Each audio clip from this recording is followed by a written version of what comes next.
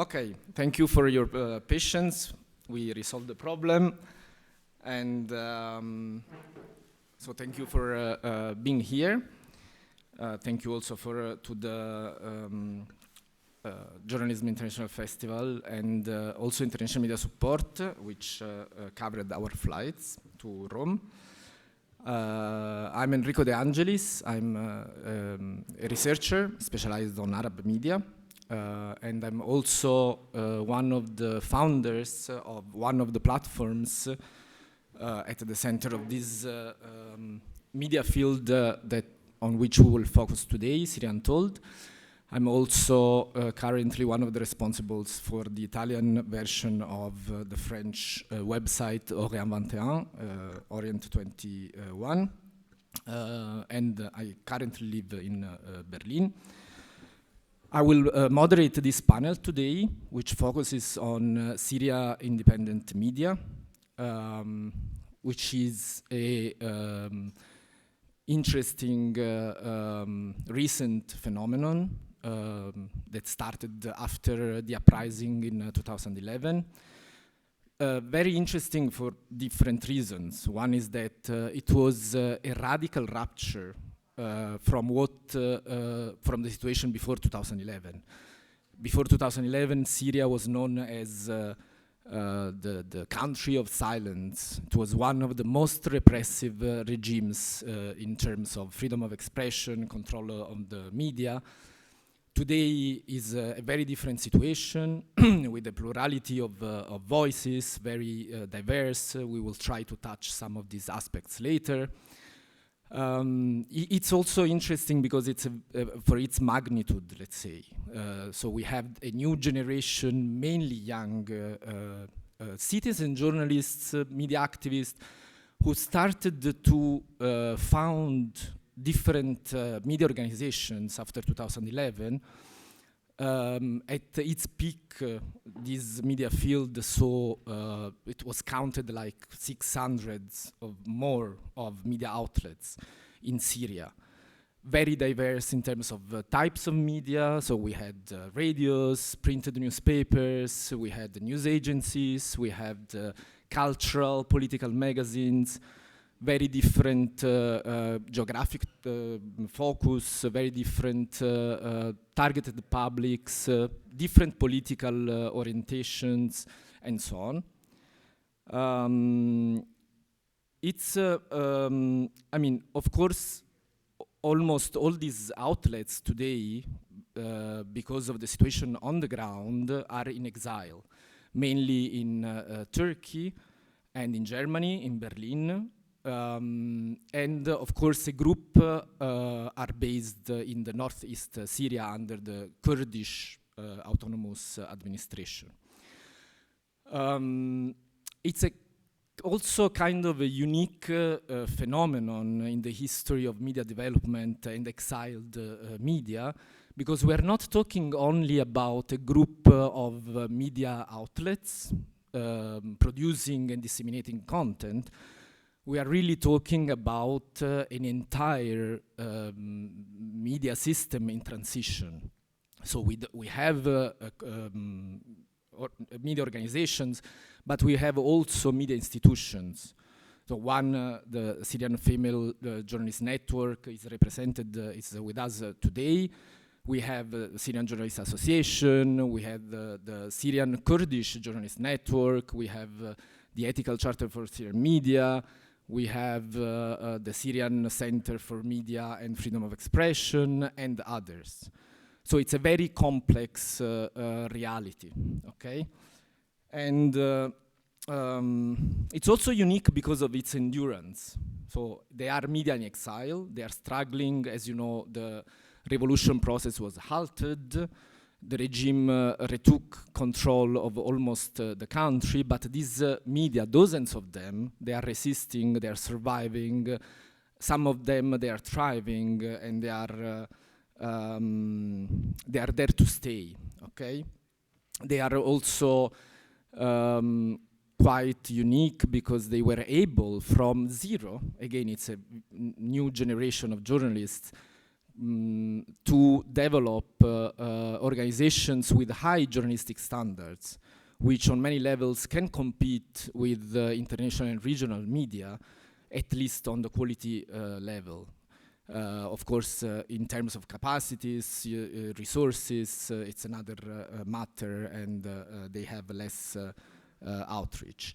They were also able to use their exile conditions to as an advantage sometimes. So to have to develop regional networks, to adapt to very different contexts, to exploit also the local economies and so on. So in a way also going beyond there being only Syrian media, but developing I mean, as also online platforms, because today they are mostly online platforms, as transnational media, and able to knowing that they compete in a wider media environment.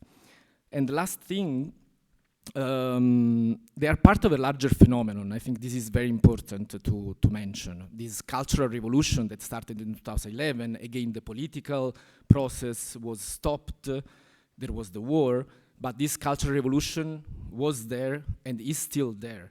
And it's, so we have a new generation of voices, which are not only journalistic voices, but also in other cultural fields, theater, cinema, arts. And these journalists are giving voices also to these other cultural fields. So it's a part of a larger phenomenon. So we will try to touch, let's say, some of these aspects in the time that we have with three friends and colleagues from different backgrounds. Rula Assad, who just arrived, is a Syrian feminist, human rights defender, feminist researcher, and journalist who has been fighting for social justice and feminist peace in Syria, both from within Syria and from exile. She has been leading the Syrian Female Journalist Network, a feminist Syrian media organization committed to integrating a gender and feminist perspective into the Syrian media sector for almost 10 years. She's a board member at Women Human Rights Defenders MENA and was the co-founder of the Supporting Root Victims in Syria initiative. Khulud Halmi is a gender and media expert and co-founder and board member of Enab Baladi newspaper, established in 2011, one of the oldest ones. She believes that women are key in the development, peace building, and stability. She was the 2015 winner of the Anna Politkovskaya Award for reporting about the Syrian events, and the 2017 winner of the International Association's Courage Under Fire Award for the documentary Cries from Syria. Yazan Badran is a visiting professor at the Department of Communication Studies and a postdoctoral researcher at the ECHO and IMEC Smith research centers at the Vrij Universiteit, Brussels, Belgium. He was a PhD, I can't pronounce this name, it's always the same problem. He was Arabic is much easier. He was a PhD fellow of the Research Foundation, Flanders, and obtained a PhD in Media Communication Studies. His research interests lie on the intersection of new journalism and political activism in the post-2011 Middle East and North Africa region, as well as in the political economy of nascent media organizations in that region and the organizational and professional cultures that emerge within them. So thank you for being here.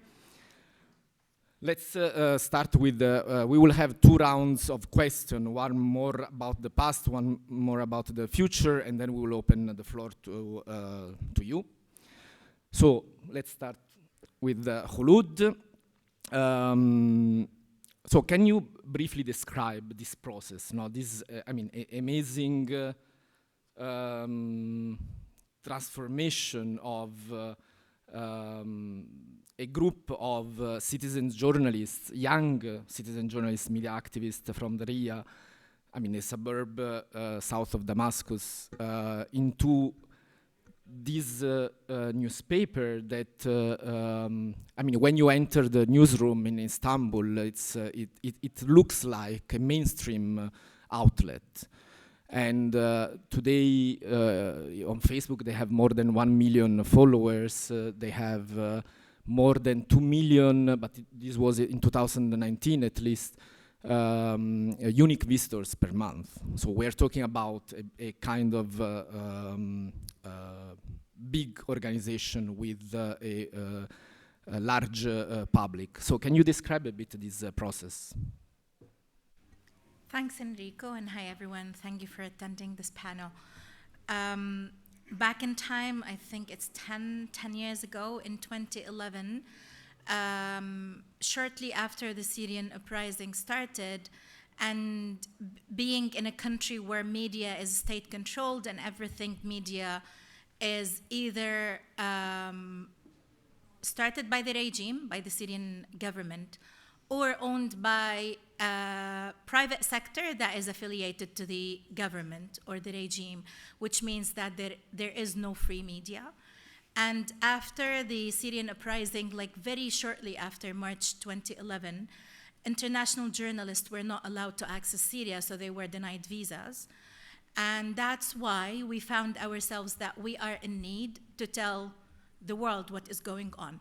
So to be honest, at that moment when we thought about starting Enab Baladi, which means the grapes of my country, it's a funny thing because I come from a city where grapes are something for us. And when we started Enab Baladi, we were a group of activists. No one of us was a journalist apart from my colleague Nabil Sherbaji. He was the only professional journalist who graduated from the Faculty of Media in at Damascus University. But I'll speak later about, I don't want to be emotional, but I will get to the emotional side a little bit, so I'm not gonna be a drama queen So Nabil was arrested by the Syrian regime in February 2012, and then we realized in 2015 that he was killed under torture. So this is one of the dramas that you will hear eventually. But he was the only journalist among us. We were a group of 25 people, mainly women. We started the newspaper because we got an idea that in Syria, most of the cities were opposing, demonstrating against the regime, demanding freedom of expression, democracy, and we want the change of the regime. But then we had all the cities were cut from each other. So going from Daraya, my city, to Damascus, the capital, which is 20 minutes drive, it might take you an hour and a half because there are checkpoints. So what we have, the things that we were faced with, my friends in Damascus, they will never believe that I have tanks at the entrance of my city preventing me from accessing Damascus because they don't come to my city every now and then. And that's why we got an idea that I don't know what is going on in Daraa, the city that was severely tortured by the regime in South Syria. I don't know what is going on in Homs, apart from the things that we see on TV, like on Al Jazeera, by also citizen journalists who jeopardize themselves to record some footages and send them to international media. But then I don't know what is going on in other cities and how I am going to tell my story. I thought that I have the urge to tell my story to everyone because we own the streets. Back then, I was so naive to think that we own the streets. But anyways, back then we thought that we owned the streets and we started the newspaper. The steps taken was most of the people who participated were either university students, but none of them is studying media, or university graduates who have the skills to write in Arabic and in English, some of us. But then we are locals, so we belong to the city. We have a little bit of liberty to move between adjacent towns and cities. So we can go there, we smuggle ourselves sometimes, we just can connect with other people, and then we get the news from there, we print the newspaper. Everything was done in secret. Even our parents didn't know that we are participating in these actions. Otherwise, I could have been thrown outside of my home early in 2011, but thank God I was forced to leave home in 2013 to be an IDP, or an internally displaced person. But anyways, we took that step, but we were not organized. We were a group of amateurs. We don't know anything about the rules of journalism, how to be balanced, how to report, from different angles, how to take a step backward. We've never known anything about that. We were enthusiastic. We wanted to tell the people about our stories. We wanted to inform the locals and the internationals what is going on in my city.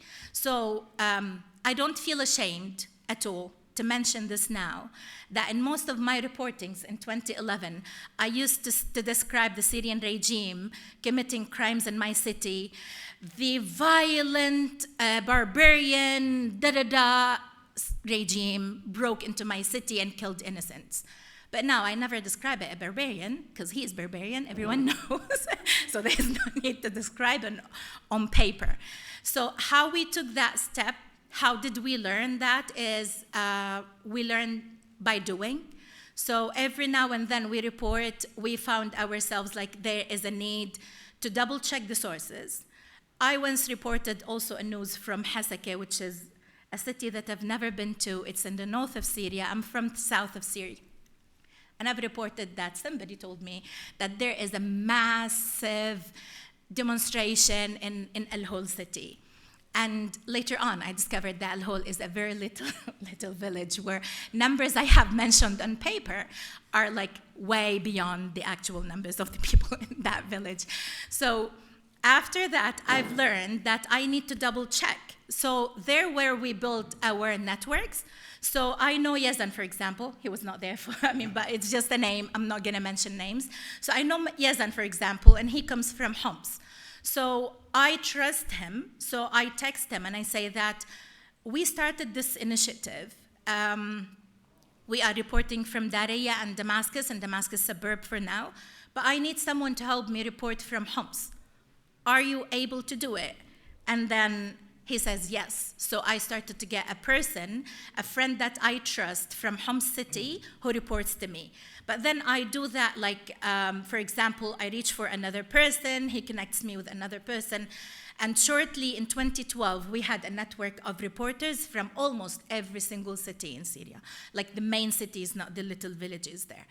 And everyone was doing the work for free, and most of them were citizen journalists, and no one was paid. Sorry, I took Thank you. No, it's okay. Yeah, unfortunately, we of course, the time is limited, so we could talk for days on all of this. I would pass to Rula, and I will switch then again from media organizations to the importance of institutions also. So if you can describe us in particular, how do you see this institutional development in Syria, on this side, of course, through this feminist perspective of your organization? Hello, everyone, and thank you, Enrico, for the question.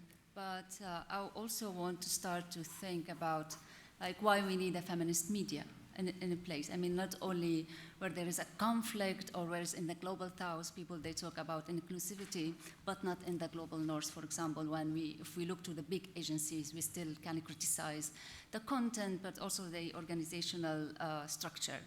But of course, I will go back to your question and say, if I look to the landscape of the media sector, in particular the emerging Syrian media sector that established after the revolution, and compare it after the revolution as a start point, but also comparing to what already Khaloud mentioned before the revolution, and also you mentioned it, like the governmental / semi-governmental media.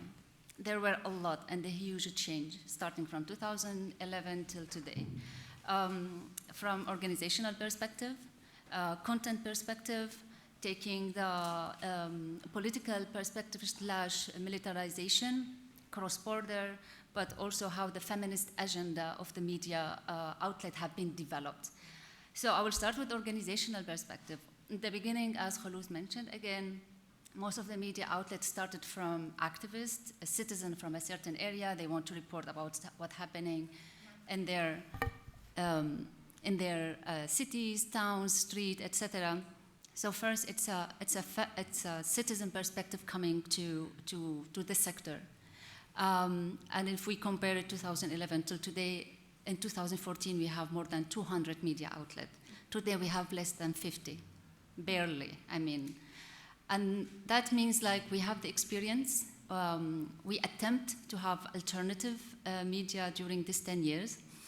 In the beginning, there were not a lot of inclusion of women or other queer people, queer in a political sense, not only sexual orientation, but today there is heads of media outlet. They are queer people, they are cisgender, but also non-cisgender. They are leading the media. Women also established media outlets, and this is comparing to back before 2011. There were really few, but also very close to the regime, and they have a lot of nepotism and favoritism to get that privilege. Kholoud, one of very few women that established a media outlet and still exists till today.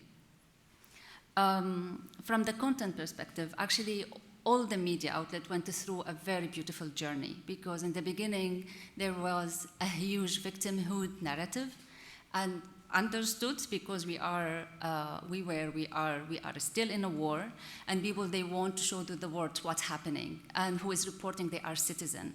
So it was a very victimized image about Syrian, but in particular women, ignorance of other gender identity. But during this 10 years, a lot to change, from just focusing on women, whether as a very successful story in a very Western model, to making their realities matters and giving space for women to speak and to be heard, but also to report and have their own space in the media. In the media, we start to see how we journalists get trained, but also get through their experience to report from intersectional perspective without knowing they are reporting from intersectional perspective. And sometimes we don't have to put the term on top of the story to make it feminist. It doesn't matter. Because once we value the lived experience of people, it means like we are doing a feminist journalism.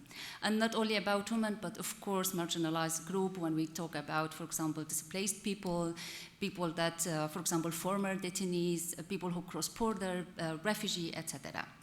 So a lot of stories during this 10 years, it changed from also the quantity and the quality. So talking about small cities, talking about disability, different abilities, also covering the crime against people from LGBT community, not only during the ISIS time, but also in a different area.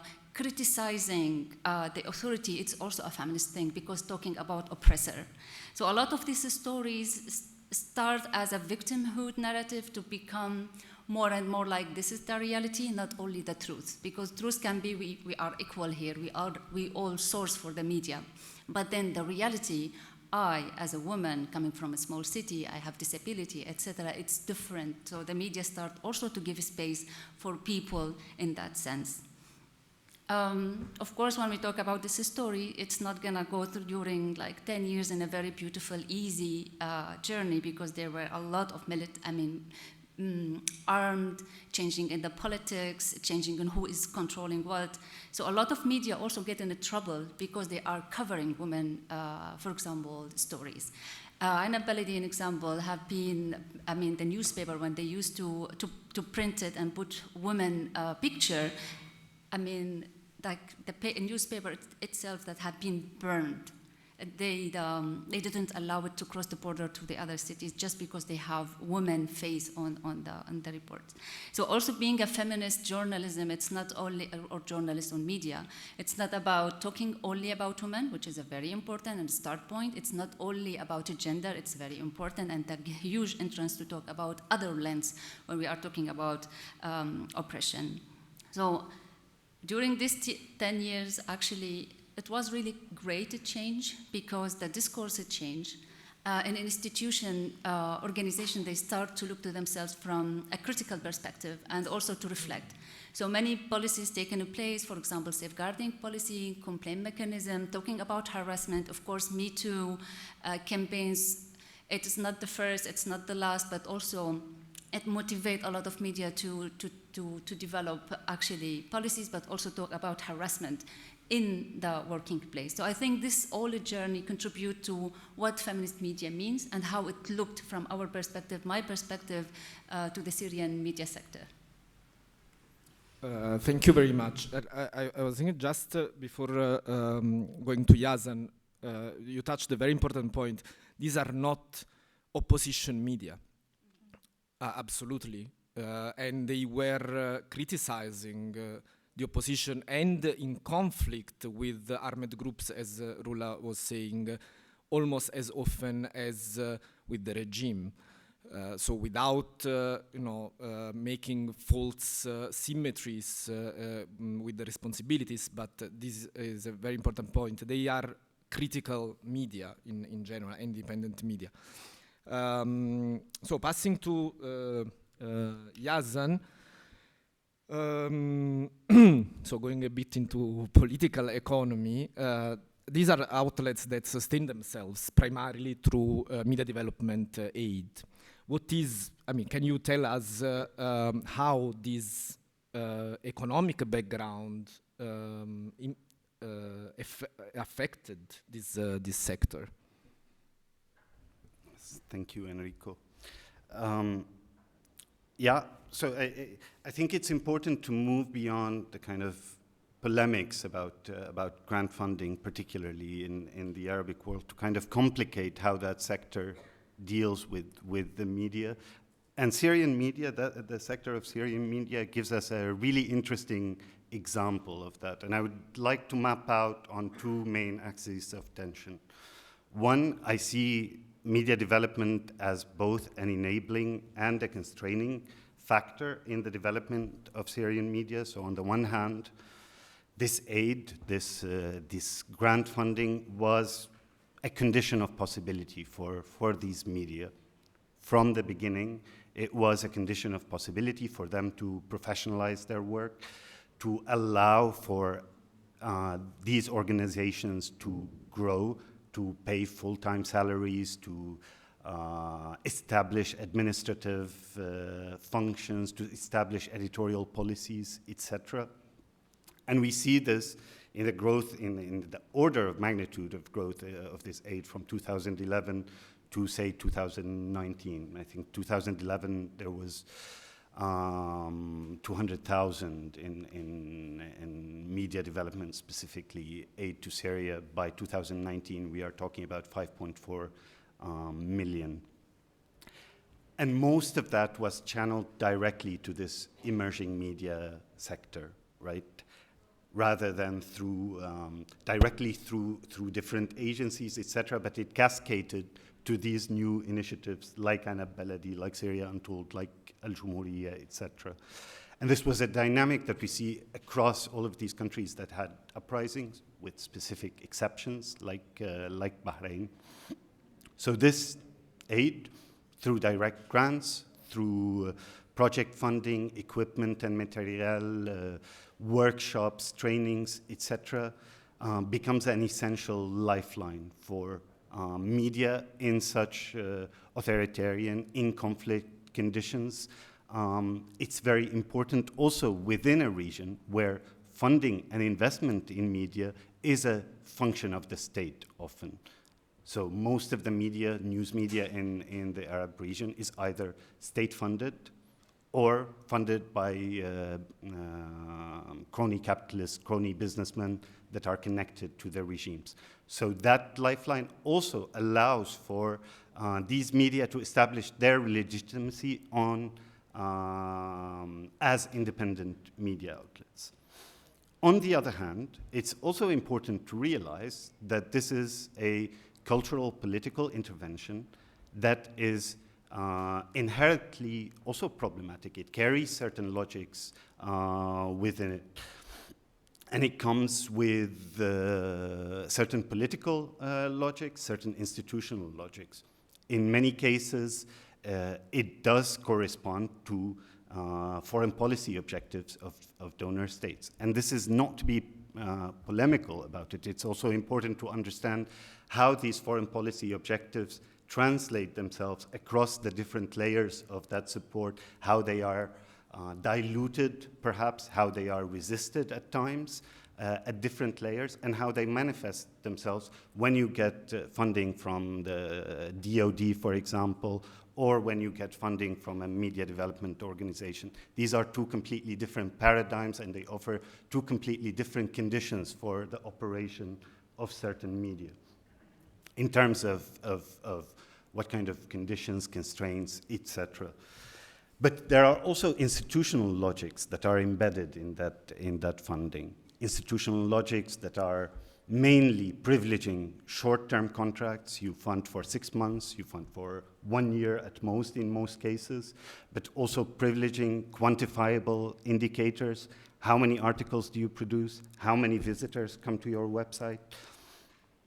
It also pushes for a bureaucratization of building a large administrative section in these organizations, creating higher hierarchies, right? And you might have very good reasons for why you want to privilege higher article counts or quantifiable indicators, perhaps. But that also privileges certain actors over others, right? And then it's a discussion of what is the value out of this funding that you want to get.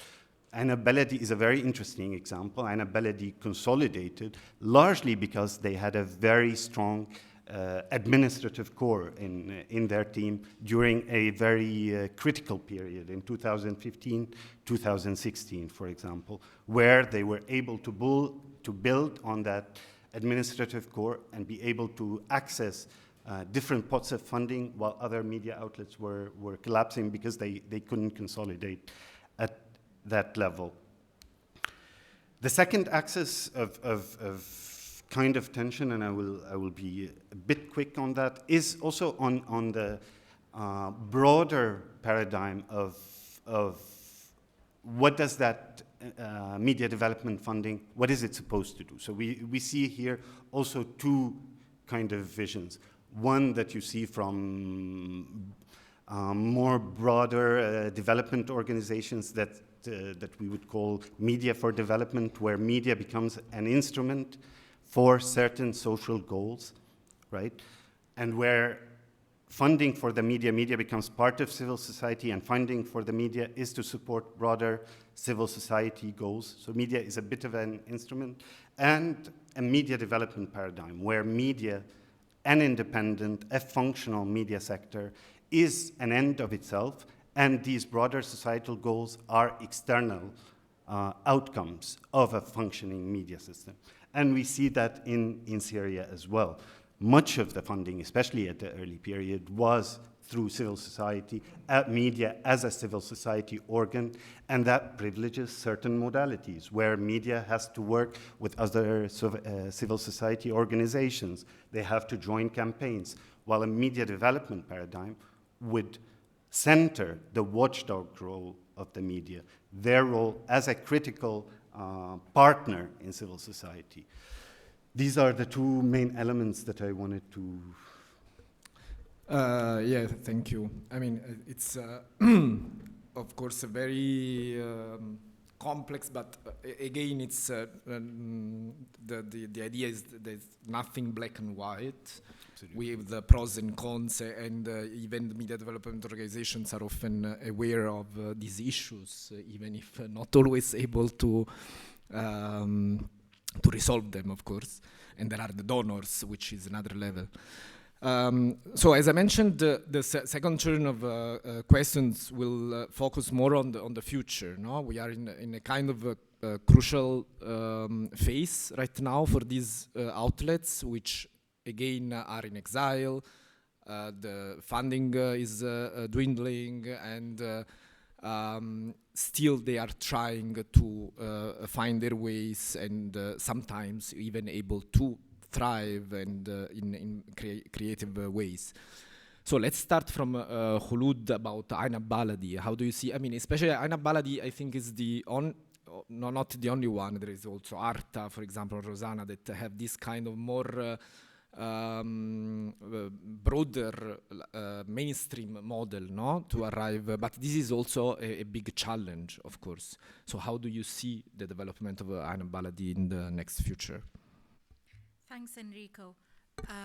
So how we see as like the group who is managing or administrating Enab Baladi now, how we see Enab Baladi, we see it one of the pillars of the one of the pillars of the future media in Syria, the thing that we really aspire for, that we really need independent media that speaks to the people, not dictates them or not tells them what to do. How we can achieve this is that we are now working on the survival mode. We are survivors of all the traumas, of all the losses that we have gone through in the past. We are in exile. We're not stable. We don't have home. We struggle in the places that we reside in. Like, for example, most of the people in Turkey, they are suffering from, they don't have permanent or even temporary residence permits there. So we struggle in getting work permits, how to survive as an organization in exile. We don't have, so apart from all these things, financially speaking, also we are not stable. Yes, we survived on the mode of we don't rely on big funds, big channel funds that funds us and dictate us on our policies. We depend on small pots money that comes from here and there, that we remain independent. No one dictates our editorial policies, but at the same time, no one leaves us in the middle of the road, and then we find ourselves like, oh my God, we need money to survive. So that's how we are surviving. But unfortunately, the competition is very high. They fund money coming from governments and dictating other media outlets in Syria and in the region makes us unable to survive. We are surviving, we're fine now. But then we build the teams, we train them, we work on building their capacities, but out of a sudden, somebody comes to them, they pay them higher, and then they take them overnight. And then we get up in the morning, we find ourselves like we're 6 staff members short. And then we have to deal with this dilemma. We are not against anyone because life is hard and they have families, they need to support them. We can't pay them, a high salary similar to the ones that are competing with us. So we created another model, which is also a survival model, where we train young journalists. So back in time, 10 years ago, we were trained by civil organization, media support organizations, and we become professionals now, if I may say so. Now we are trying to train media students or those who need a platform to be trained. So we have a training platform called Practice, it's Maris in Arabic, where we train young journalists in intensive courses, and they come to the office in Istanbul, they work in the news hub, they meet with the editors on a daily basis, and then they graduate. So they either choose to go and if they are hired by other organizations, then it's fine. We feel so proud that we trained them, but then we hire them, and when we jeopardize the high quality of reporting, if you know what I mean, or of editorial products. But then with the time, they leave us, they go to other people who pay them more, and then we train others, and then that's how we supply ourselves. This is how we are sustaining ourselves, but in the future, how we are going to manage this, we don't know. But we see ourselves as an organization that train others, that build the capacity of other journalists. We try to give them our own experience as individuals who were in their foot in the past, but now we are more professional. And also, we need to sustain ourselves to be there in the future of Syria. Now it's 10 years, it's the future maybe, but in another 10 years, who knows? Thank you. Hey, you finished before? I can speak more. Yeah, I know. Thank you, Khulud. So, Rula, same question. How do you see the future of this media phenomenon in general, I would say, but always through this feminist perspective? Okay. I think I can start with from ourselves as Syrian Female Journalist Network. After 10 years, we are going to celebrate 10 years like we are exist, but also we have like 2 years reflection on the name itself. And this is about the journey again. And the role, what's the role? So this year we are changing to Feminist Media Foundation because we know our role. We are developing the sector. We are not producing content, and we don't want to. And I will also back to, for example, what Khaloud mentioned now. For example, Enab Baladi as an example, not only producing content, but they find another role for themselves. Again, like for example, I can give a lot of examples, but for example, Syria, Untold the Story, the website in English, they know their role, how to bring more stories from a different perspective, and it's very deep, and the voices of the people. So like they are pretty focused on the aspect that it's not coming to, for example, the regular media, the classical media, etc. So I think today we are most of the organization like working for developing the sector, or they are the media outlet producing the content. We are really in a very crucial moment to decide what we are going to do in the upcoming 10 years, because more or less this is our reality. The dream to go back to Syria is becoming actually less and less realistic. And now we are functioning from different countries, but also how to learn from where we are staying, from Europe, Turkey, in the neighboring country, overseas, etc. So many of the organizations going through this, we are one of the organizations going through this, and we are moving from project-based organization, which is exhausting, to more program, and then we can accumulate knowledge. And this is, for example, me as a journalist, when I look back in 2011, when I start with my colleague Milia Aidmouni, she's also a journalist, we wanted to look like what's the other women journalists did in the past, what the feminist journalists did in the past, and that there were a few things. And now our role, like what we are going to leave for the next generation of women journalists in Syria. So we are focusing on programs. We are trying to look to the media discourse from a critical perspective, feminist perspective. This is our methodology. We are trying to gain knowledge, but also pass the knowledge to our partner.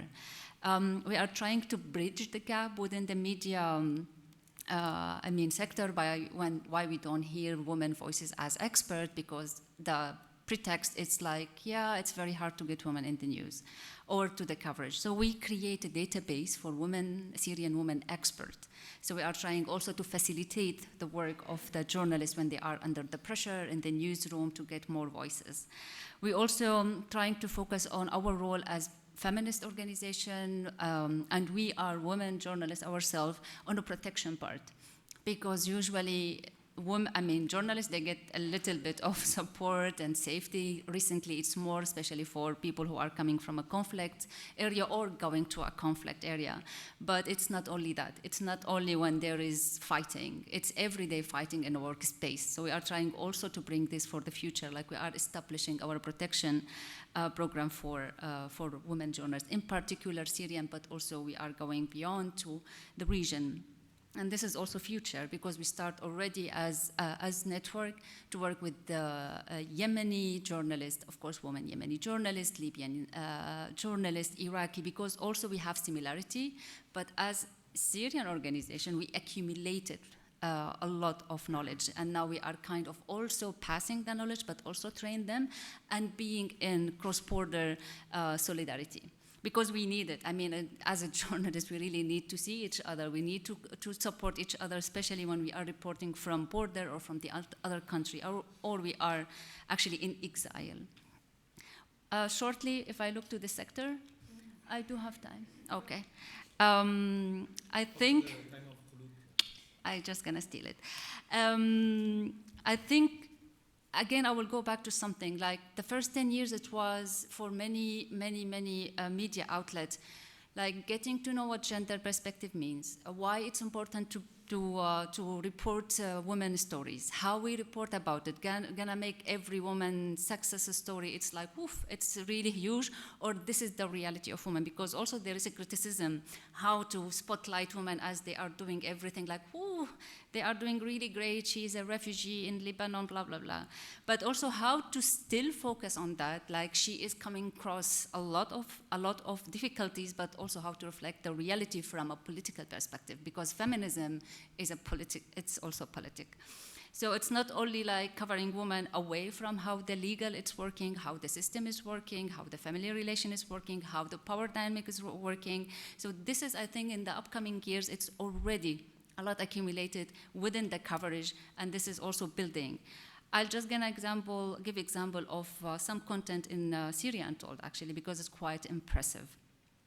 Talking about sexuality, there is a series of actually articles about Syrian writers in terms like they write, but they are not writers as a profession, journalists, activists, they talk about sexuality, about the body, about patriarchy, about masculinity, femininity, etc.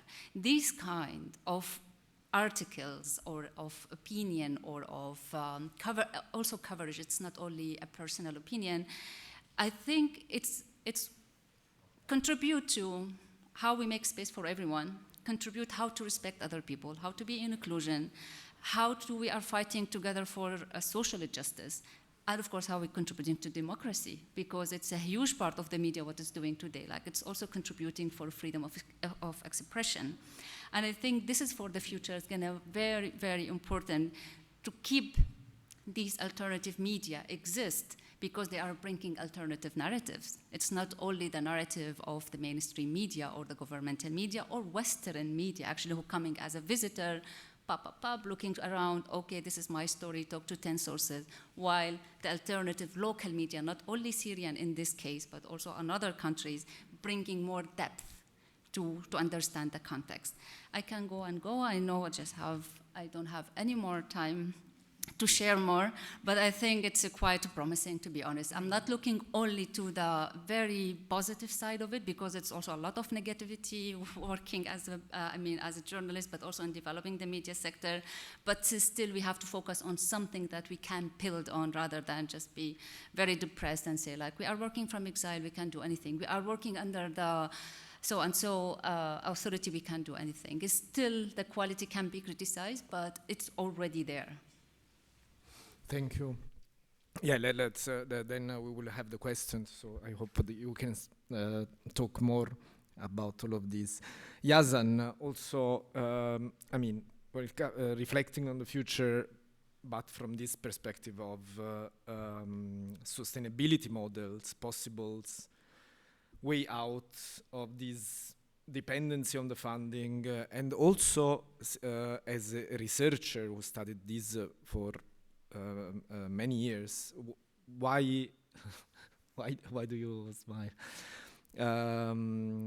Why it's this sector is so valuable that should be, maintained?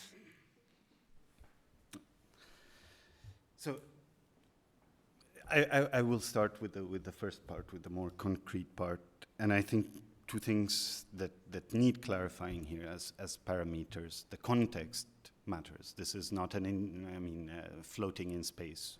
We are part of a region where news media is not viable commercially, right? Most of them are either funded by states or businessmen, etc.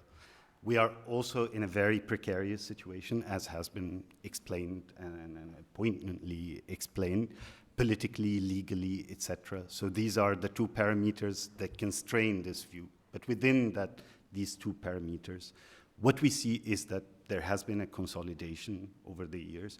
What we see is that the ability to self-generate is still very, very marginal, self-generate revenues, whether through private donations with attempts to reach diasporic communities or becoming diasporic communities of Syrians across the world. We see attempts to establish commercial projects that can feed into the content, the core content production. So Syria Untold has a project that will launch with Syrian artists to sell some of their products to support the content production.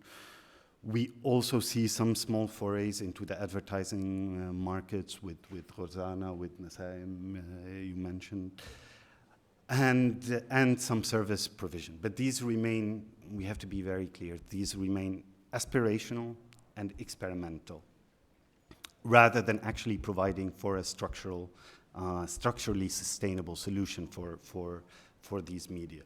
At a structural level, we're looking at changing modalities of grant funding for these media. And here there are two main avenues that I see that are interesting.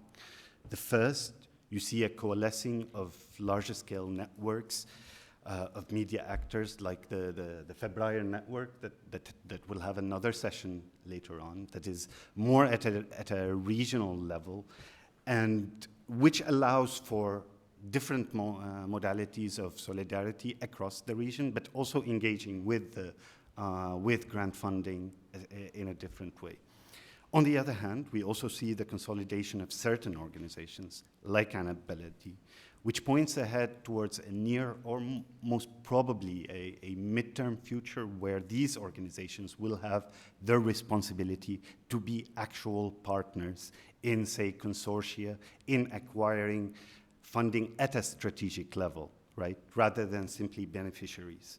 I think both of these developments are important to look out for and to see, but I have to say that these will help sustain and support the autonomy, independence of certain parts of that sector, certain organizations. And this is foundational, this is very important. However, and to circle back on what Rula was saying, the diversity, the plurality of the voices within the sector, which was, to me, the main accomplishment of Syrian media, this needs a more interventionist, a more conscious effort on both now the level of Syrian actors, Syrian media themselves, but also partners from international media development organizations. And this shouldn't be controversial. Any research into diversity in media, whether public service media or private media, always shows that diversity, plurality of voice is something that needs an interventionist approach, often.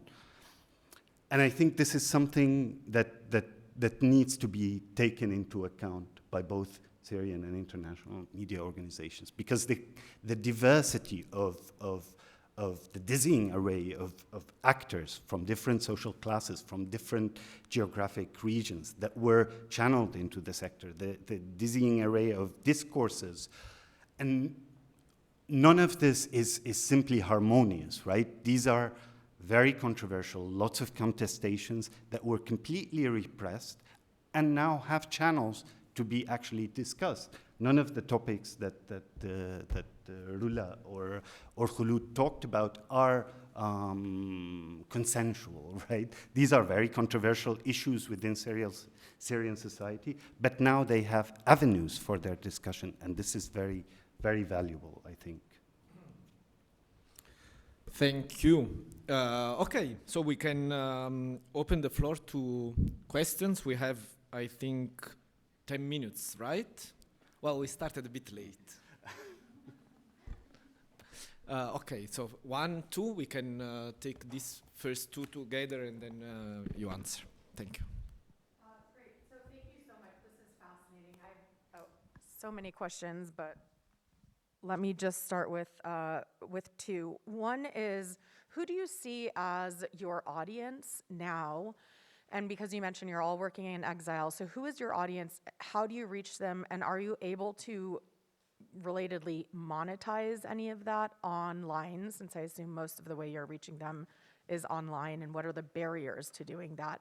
And what recommendations would you have to international development? If you had like one key recommendation for what is needed to go forward, what would that be? Thank you. Lilas, no, take one, yeah, and then we'll see. Actually, I have two questions, one for Khulud and one for Yazan. Actually, Khulud, as a media platform, when you talked about the continuity of the capacity building for a new journalist, how much that affected the content quality, actually, when we are talking about new journalists before they get more experienced. So, because I think we can see the difference sometimes ups and down. So how much that affected the development actually in the future. This is the first thing. And plus, when we are talking about the reporters or the journalists inside Syria, because you talked about the network. After the regime regained the majority of the areas, also how much that affected this network, and also to train them.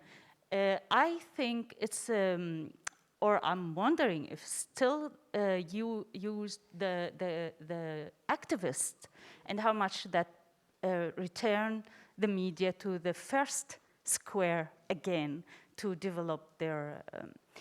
And Yazan, my question, like we're talking about the long-term strategy and how much is important for developing the media in the future. Do you think it's possible, or there is, the ability for that under the difficulties now to get a fund for that, actually, because there is a changing all the time, and the fund plus how much the media can follow the development in the media and social media, and that all need a lot of capacity and more. So how much is possible to have a long-term media? Thank you. I think we will be able to take only these two questions, unfortunately. So the first question, it was directed to someone in particular, Khulud. Okay. Okay, I think it's very important also when about the audience, I would say. It depends. It depends on geography, because, okay, it's better. Depends on geography, inside, outside the country. And for many media outlets, it's clear. The one, sometimes in Turkey, they are really focusing in a certain city, if they are radio or they are a newspaper or website. Other, they are in a certain area inside the country, for example, the Kurdish area. There's a lot of media just focusing there, publishing in language, and Kurdish language or Syrian language or other local language, plus sometimes in Arabic. What I want to say is the audience question, it's always tricky when we are talking about internet nowadays. And when the capacity of some organization, they can translate to other languages. So it's open. So sometimes it's not really, target to target to the Syrian communities most of the time. A few of the outlets, they are targeting, I would say, non-Syrian audience. But it's the audience question is very clear for many organizations. But we have also to think about not the media, the whole media sector now in Syria, it's outlet.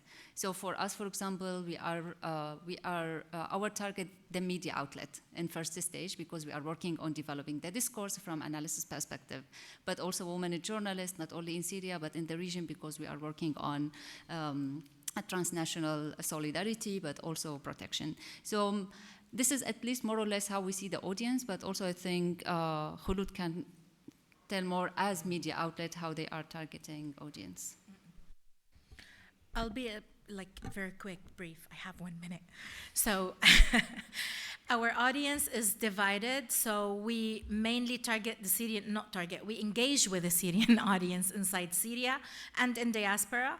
So according to the Facebook analysis or our website analysis, so mainly the majority of the people who access our website are Syrians inside Turkey, because we have more popularity for the Syrians inside Turkey. We're based there. But also we have, surprisingly, the second large number is Syrians inside Syria. And then other numbers, like let's say in Berlin or in other European countries. So how we receive the comments from the target audience is mainly people comment even from regime-held areas where they either participate in mocking what we are reporting, or if it's social, about the social environment, then it's how they participate with it. It's either they comment or criticize or whatever. So this is how we mainly target the Syrian audience, but we also engage with the international community as well. So we translate into English. We have Enab Baladi in English, so we receive also other audience from the West where people are interested in Syrian stories. So most of the time we find ourselves like quoted by some news websites or some journalists, and we are tagged into something that Enab Baladi said so and so. So this is how we balance the audience, but in particular, I mean, I hope that I've answered your question. I don't have numbers. Then maybe Yazan, you Yes, can start to answer that, and then also it was for Khulud, no? The other one. Yeah, very quickly. So there are two aspects to that. Let's say there is the kind of realistic aspect, which says, I have absolutely no idea. It's a very inherently precarious position that media that are dependent on grant funding are in, absolutely. You would think, you would hope that organizations like Enab Baladi, big as they are, providing a service as they are, would be too big to fail, so to speak, right? It would be an act of sabotage to not support a project like that because of the service that it provides. On the other hand, there is also a more optimistic structural vision going ahead, which is more global. There is a greater acceptance of public funding for media. There is a greater acceptance of the fact that grant funding is necessary for media all over the world. And that is something that we can build into, and that's something that we can perhaps be part of. I think that's, but it's a more complex conversation, absolutely. For the quality and the ups and downs in that, of course, we always face ups and downs in editorial quality because we keep losing experienced staff that they come with a little bit experience, but then they gain the experience with us when they work with us, and then they leave us to another organization or another institution. So we need to work from the scratch and then build the capacity of new people. It's time consuming, effort consuming, and then we build their capacity until they are like good enough to leave us and go to another organization. And then we need to go to square one with the editorial quality.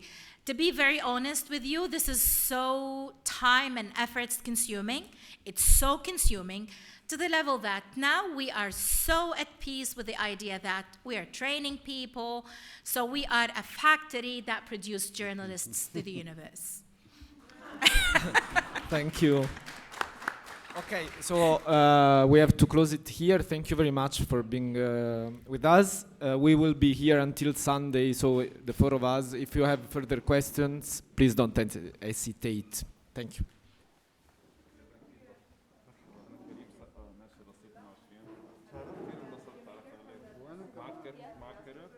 للأسف لا بس